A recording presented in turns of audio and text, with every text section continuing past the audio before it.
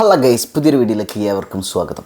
രേണുസുധിയുടെ മൂത്ത മകൻ കിച്ചു അവൻ്റെ യൂട്യൂബ് ചാനലിൽ ചെയ്തിട്ടുള്ള ഒരു Q&A സെഷൻ കണ്ട്, അപ്പോൾ അതുമായി ബന്ധപ്പെട്ടുള്ള കുറച്ച് കണ്ടൻറ്റാണ് ഇന്ന് നമ്മുടെ വീഡിയോയിലുള്ളത്. ഓക്കെ,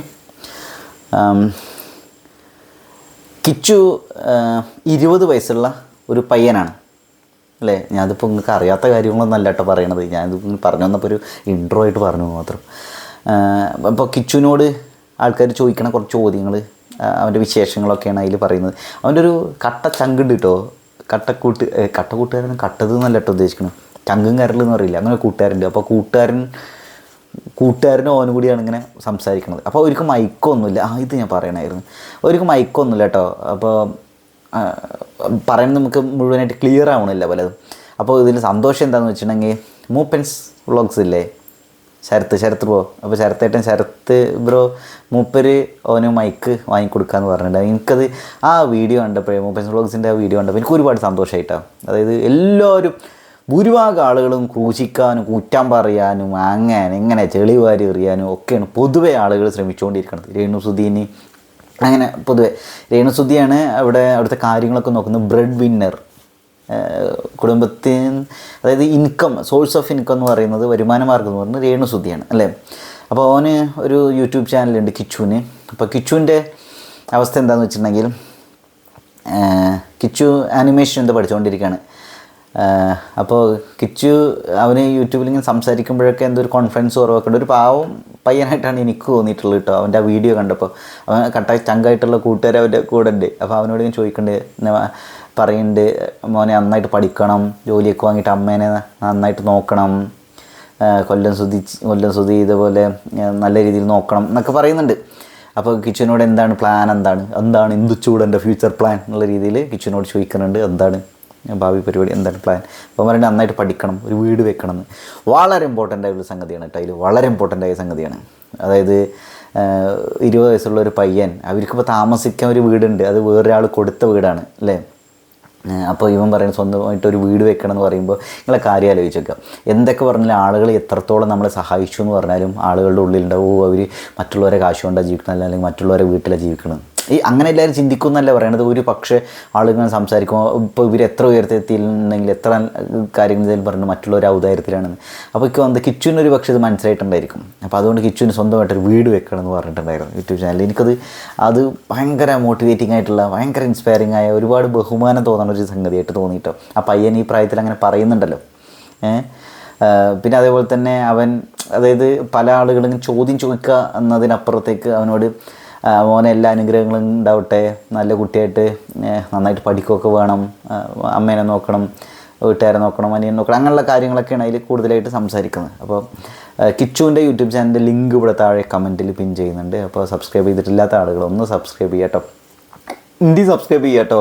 നമ്മുടെ ഈ കുഞ്ഞൊരു യൂട്യൂബ് ചാനലാണ്, സബ്സ്ക്രൈബ് ചെയ്യുക. ഓക്കെ, അപ്പോൾ എന്തപ്പോൾ ഞാൻ പറഞ്ഞത്, അപ്പോൾ കിച്ചുവിനെ കുറിച്ച് സംസാരിക്കുന്നതേ, നമ്മൾ രേണുസുധിയുടെ ഇൻ്റർവ്യൂസൊക്കെ കണ്ടിട്ടുണ്ടെങ്കിൽ നമുക്ക് ശരിക്കും മനസ്സിലാവും. അതായത് എത്രത്തോളം ഇഷ്ടത്തോടു കൂടിയാണ് കിച്ചുവിനെ രേണുസുധി അഭിസംബോധന ചെയ്യണ എന്നൊരു സംഗതി. ഇപ്പോൾ രേണുസുധി അതിൽ പറയുന്നുണ്ട്, അതായത് രേണുസുധിക്കും കൊല്ലസുധിക്കും ഉണ്ടായിട്ടുള്ള മകനാണ്, പയ്യൻ്റെ പേര് റിതു, ചെറിയ പയ്യനല്ലേ. കിച്ചു എന്നുള്ളത് കൊല്ലസുധിയുടെ ആദ്യത്തെ മകനാണ്. അപ്പോൾ ഈ സ്വന്തം അമ്മയെ പോലെയാണ് കിച്ചു രേണുസുധീനെ കാണുന്നത്. രേണുസുധി തിരിച്ചും അവർക്കുണ്ടായ മകൻ എന്ന രീതിയിൽ തന്നെയാണ് കിച്ചുവിനെ കാണുന്നത്. അപ്പോൾ നമുക്കറിയാവുന്നതാണ്, രേണുസുധിക്ക് അങ്ങനെ വലിയ പ്രായമൊന്നുമില്ല. അപ്പോൾ ഇവർ എന്താ പറയുക, അതായത് ഇവർ പരസ്പരം നല്ല രസമാണ് അമ്മയും മോനും. അപ്പോൾ അവർ സ്വന്തം, അതായത് അവർ പ്രസവിച്ച മകനെ പോലെ തന്നെയാണ് കാണുന്നത്. ഒരു പോറ്റമ്മയെ പോലെ എന്നല്ല, പെറ്റമ്മയെ പോലെ തന്നെയാണ് കിച്ചു രേണുസുധീനെ കാണുന്നത്, രേണുസുധി തിരിച്ചും കാണുന്നത്. അപ്പോൾ ഇത് കാണുമ്പോഴേ ഒന്ന് ആലോചിച്ച് നോക്കില്ലേ, ഇത്രയും വിവാദങ്ങളിൽ വിട്ട് വെക്കുന്ന സമയത്ത്, അല്ലെങ്കിൽ അവർക്ക് വേറെ കല്യാണമൊക്കെ കഴിച്ചിട്ട് പോയായിരുന്നു, അല്ലെങ്കിൽ എന്താ പറയുക, അവരുടെ സുഖം മാത്രം നോക്കിയിട്ട് ഇങ്ങനെ പോക്കുകയായിരുന്നു, അല്ലെങ്കിൽ അവർക്ക് എത്ര വിവാദങ്ങൾ ഇവിടെ വന്ന് വെക്കുന്നുണ്ട്. അങ്ങനെയാണെങ്കിൽ കിച്ചു രേണുസുധീനെ കുറിച്ച് കുറ്റം വേറെയുള്ളവരാണെങ്കിൽ ചിലപ്പോൾ കുറ്റപ്പാടുണ്ടാവും. അതായത് ആ പെണ്ണുമ്പോൾ ശരിയല്ല, അങ്ങനെ ചെയ്ത് തോന്നിയാസം കാണിക്കണം എന്നൊക്കെ പറഞ്ഞിട്ട് എല്ലാവരുടെയും അറ്റൻഷൻ ആ മകനിലേക്ക് എത്തിപ്പെടുന്ന രീതിയിലും കിച്ചുവിൻ്റെ സ്ഥാനത്ത് വേറെയുള്ളവരാണെങ്കിൽ ഒരു പക്ഷേ ചെയ്തേനെ സാധ്യത ഉണ്ടാവും. കാരണം ഇന്നത്തെ സമൂഹം അങ്ങനെയാണ്. എന്തൊക്കെ കളികളാണ് യൂട്യൂബിൽ നടന്നുകൊണ്ടിരിക്കണം, നമുക്ക് കാണുന്നതല്ലേ. അറിയണതല്ലേ. അതിൻ്റെ ഇടയിൽ ചിലപ്പോൾ ഫാമിലി ഇഷ്യൂസ് ഉണ്ടാകുന്നു, വമ്പ കച്ചറ ഉണ്ടായിരുന്നു, അങ്ങനെ കുറേ ഉണ്ടാവാൻ സാധ്യതയുണ്ട് അല്ലേ. അതിൻ്റെ പേരിൽ സങ്കടം പറച്ചിലൊക്കെ ഉണ്ടായിരുന്നു. പക്ഷേ ഇവിടെ കിച്ചു എന്നുള്ളത് കുറച്ചുകൂടി എന്താ പറയുക പക്വതയുള്ള, പ്രാക്ടിക്കലി നല്ല ബോധമുള്ള ഒരു പയ്യനായിട്ടാണ് എനിക്ക് തോന്നിയത്. അപ്പോൾ അവരുടെ ഒരു സ്നേഹവും ഇതും എല്ലാ കാലത്തേക്കും നിലനിൽക്കട്ടെ എന്നാണ് ആഗ്രഹിക്കുന്നത്. മാത്രമല്ല കിച്ചുവിന് എന്തായാലും അടിപൊളിയായിട്ട് നല്ല യൂട്യൂബറായിട്ട് വളർന്നു വരാൻ സാധിക്കട്ടെ. അടിപൊളിയാണ് കേട്ടോ, അവൻ ഭയങ്കരമാണ്, മുത്തുമണിയാണ് അവൻ. അതേപോലെ തന്നെ ഇപ്പോൾ ഇതിൽ രേണുസുധീർ ഇൻ്റർവ്യൂവിൽ പറയുന്നുണ്ട് അവരെ അതായത് അവരെ കുടുംബം അനുഭവിക്കുന്ന ബുദ്ധിമുട്ടുകൾ അതിങ്ങനെ ഇന്നൊരാൾ സഹായിക്കണം, ഞങ്ങളെ സഹായിക്കണം എന്നുള്ള രീതിയിൽ പറയണതൊന്നല്ല. അപ്പോൾ അതായത് അവർ ഇപ്പോൾ രേണുസുധി ഇപ്പോൾ ജോലിക്ക് പോകുന്നുണ്ട്, കിച്ചുവിന് ഇപ്പോൾ യൂട്യൂബ് ചാനൽ നിന്നൊക്കെ വരുമാനം കിട്ടുന്നുണ്ട്. രേണുസുധിക്ക് വെച്ച് കുഞ്ഞ് യൂട്യൂബ് ചാനലുണ്ട് അല്ലേ, ഉണ്ട് എന്നാണ് എൻ്റെ ഓർമ്മ, ഉണ്ട്. അപ്പോൾ ഇവരുടെ യൂട്യൂബ് ചാനലുകളൊക്കെ ഒന്ന് കാണുക കേട്ടോ. നമ്മൾ എന്തൊക്കെ പ്രഹസനങ്ങൾ യൂട്യൂബ് ചാനലിൽ കാണുന്നു. ഞാൻ തന്നെ എൻ്റെ ചാനലിൽ എന്തൊക്കെ വെറുപ്പിക്കുന്നുണ്ട്. അപ്പോൾ ആൾക്കാർ അവരുടെ ചാനലൊക്കെ കാണുക, നമ്മുടെ ചാനലും കാണുക കേട്ടോ, കാണുക. അത് എന്താ പറയുക, അത് നല്ല രസമുള്ള വ്യക്തികളാണ്. ഇക്കൊരു കാര്യം ഉറപ്പാണ്, ഇവരെന്തായാലും സമൂഹത്തിന് നല്ല രീതിയിൽ കുറേ കാര്യങ്ങൾ ചെയ്യുന്നുണ്ടായിരിക്കും, എന്തെങ്കിലുമൊക്കെ അവർ ചെയ്യുന്നുണ്ടായിരിക്കും, കുറേ ചെയ്തില്ല എന്തെങ്കിലും അവർ ചെയ്യുന്നുണ്ടായിരിക്കും. കാരണം അവർ ഉള്ളിൽ കാര്യമായി നന്മകളായിട്ട് എനിക്ക് തോന്നുന്നുണ്ട്, അത് എക്സ്പ്രസ് ചെയ്യുന്നതായിട്ടും തോന്നുന്നുണ്ട്. ഞാൻ അതിൽ ചെറിയൊരു എക്സാമ്പിൾ പറയാം. വേണമെങ്കിൽ രേണുസുധിക്ക് വളരെ സിമ്പിളായിട്ട് എത്ര ആൾക്കാർക്കെതിരെ ഡിഫോമേഷൻ കേസ് ഫയൽ ചെയ്യാമെന്നറിയോ. അവരത് ചെയ്യുന്നില്ല. ഒരു കേസൊക്കെ വന്നിട്ടുണ്ടെങ്കിൽ പല സാധാരണ രീതിയിലുള്ള യൂട്യൂബേഴ്സിന് പലർക്കും നല്ല പണി കിട്ടും. ഒരു കേസൊക്കെ ഒരു പറഞ്ഞാൽ വലിയ വിഷയമായിരിക്കും അവർക്ക് അല്ലേ. രേണുസുധി അതൊന്നും ചെയ്യുന്നില്ല, അത് ഒരാളെ പേരെടുത്ത് കൊടുത്ത് കുറ്റം പറയുന്നില്ല, ഒന്നും ചെയ്യുന്നില്ല. നമുക്ക് ഞാൻ വേറെ ചിലവരുടെ പേര് പറയുന്നില്ല, പലരും വന്നിട്ട് മറ്റാളും ചെയ്തു അത് ചെയ്തു എന്നൊക്കെ കുറേ കള്ളക്കേസൊക്കെ കൊടുക്കുന്ന ടീംസ് ഉണ്ട്. പിന്നെ ഇന്ന് ലക്ഷക്കണക്കിന് വ്യൂവേഴ്സൊക്കെ ഉള്ള യൂട്യൂബ് ചാനലിൽ അവർ ചെയ്ത കള്ളത്തരാണെങ്കിൽ പോലും സപ്പോർട്ട് ചെയ്യും ഇഷ്ടം പോലെ ടീംസ് ഇവിടെ ഉണ്ട്. നല്ലൊരു കാര്യം ചെയ്തിട്ടുണ്ടെങ്കിൽ അത് ആരും സപ്പോർട്ട് ചെയ്യില്ല.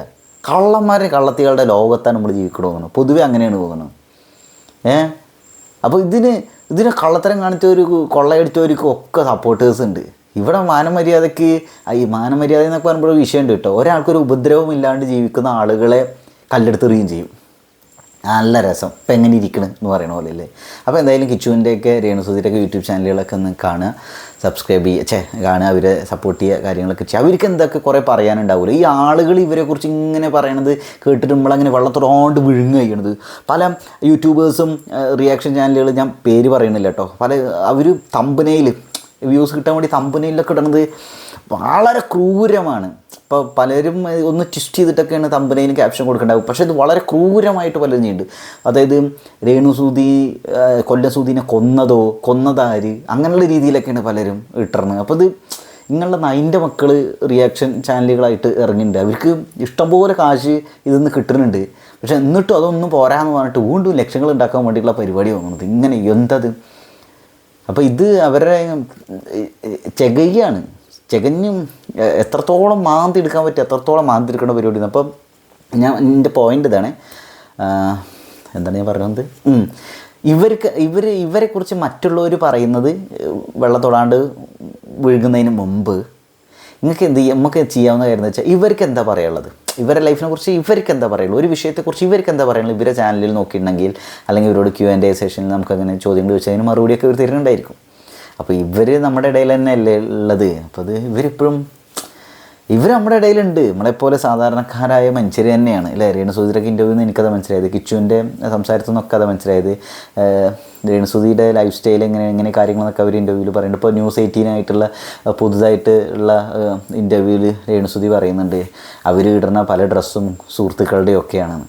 നേരത്തെ അത് ഒരാളുടെ സിമ്പതി പിടിച്ച് പറ്റാൻ വേണ്ടിയിട്ട് അയ്യോ എനിക്ക് ഡ്രസ്സ് വാങ്ങാൻ കാശില്ലല്ലോ അങ്ങനെയല്ല പറയുന്നത്. അത് നമ്മൾ ചെയ്യൂലേ, ഒരു ഡ്രസ്സൊക്കെ ഒരാളുടെ ഇപ്പോൾ നമ്മൾ ഷർട്ട് ഇവിടെ ഇല്ലെങ്കിൽ ഷർട്ട് അതാണ് അത് ചോദിക്കൂലേ, നമ്മൾ അങ്ങോട്ട് കൊടുക്കും അല്ലേ. അതുപോലെയൊക്കെ തന്നെയാണ് അവരുടെ ഒരു അവസ്ഥ. അതുപോലെ പലരും സ്നേഹത്തോടെ കൊടുക്കുന്നതാണ്. നമുക്ക് ആരെങ്കിലുമൊക്കെ ഗിഫ്റ്റൊക്കെ തരില്ലേ, ഡ്രസ്സൊക്കെ. അപ്പോൾ അതുപോലെയൊക്കെയുള്ള ഇതായിട്ട് എനിക്കത് എന്താ പറയുക ഭയങ്കര സ്നേഹം തോന്നി, ഇത്രയേ ഉള്ളൂ, സ്നേഹം തോന്നി. ഞാനിപ്പോൾ എന്തിനിപ്പോൾ വീഡിയോ ചെയ്യുന്നത് ഇത്രയേ ഉള്ളൂ. ഞാൻ ആ കിച്ചുവിൻ്റെ വീഡിയോ കണ്ടു, രേണുസുധിയുടെ ഇൻ്റർവ്യൂവും കണ്ടു, അതുപോലെ മൂപ്പൻസ് വ്ളോഗ്സിൻ്റെ ഒരു വീഡിയോയും കണ്ടു. അപ്പോൾ എനിക്കൊരു വീഡിയോ ചെയ്യാൻ തോന്നി. എനിക്ക് പറ്റണ പോലെ എന്തൊക്കെ ഇവളെ പറഞ്ഞു മാത്രം. അപ്പോൾ അത്രയേ ഉള്ളൂ ഗൈസ്. അപ്പോൾ വേറൊരു വീഡിയോയിൽ കാണാം. ബൈ. കിച്ചു രേണുസുധി ഒരു മാതൃകയാണ് എന്നാണ് ഞാൻ പറയുന്നത്. എന്ന് വെച്ചാൽ എല്ലാ കാലത്തും ഇവർ കുറേ നന്മയും ചെയ്തിട്ട് നല്ല നന്മ മരങ്ങളായിട്ട് ഇങ്ങനെ ജീവിക്കുമെന്നല്ലട്ടോ ഞാൻ പറയണത്. ഞാൻ ഇപ്പോഴത്തെ ഒരു അവസ്ഥയിൽ എനിക്ക് തോന്നണ ഒരു കാര്യം പറഞ്ഞു മാത്രം. ബൈ. യൂട്യൂബ് ചാനൽ സബ്സ്ക്രൈബ് ചെയ്യുക. ഉണ്ടി സബ്സ്ക്രൈബ് ചെയ്യുക, വീഡിയോസൊക്കെ കാണുക. ഓക്കെ, കിച്ചുവിൻ്റെ സബ്സ്ക്രൈബ് ചെയ്യാൻ മറക്കരുതേ.